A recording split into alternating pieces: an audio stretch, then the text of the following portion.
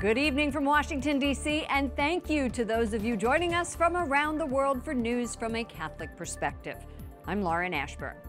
The Trump administration calls for an end to immigration policies allowing unaccompanied migrant children to stay in the U.S. The White House says tens of thousands of children enter the U.S. illegally, but very few are removed. The president's aides defend their stance despite concern from Catholic bishops. White House correspondent Mark Irons reports. Good evening, Mark. Good evening, Lauren. I just talked to Mercedes Schlapp. She's the White House Director of Strategic Communications and a practicing Catholic.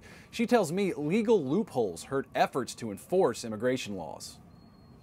This is a process of just ensuring, again, that we have a legal, orderly immigration system and that our ICE agents have the authority to be able to, if they feel these individuals shouldn't stay in this country and they go through the process, to be able to have an expedited removal. Schlapp says the administration is not targeting children. A migration expert with the U.S. Conference of Catholic Bishops says many of these children are fleeing violence in their homeland. They are targeted because they're young, because they're vulnerable, because many times they're poor, and they are fleeing for their lives. There also needs to be a more demonstrated commitment by the administration to look at root causes and look at development and aid programs in these home countries that would help ensure that these children don't have to flee. Feasley told me one of the reasons Catholic bishops are concerned is because they have personally ministered to many of these children.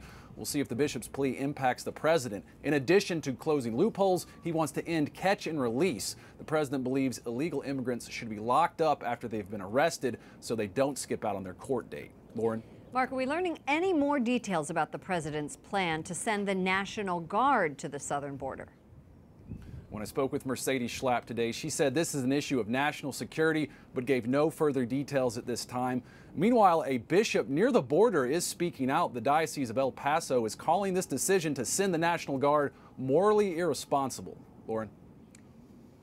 All right, White House correspondent Mark Irons, thank you.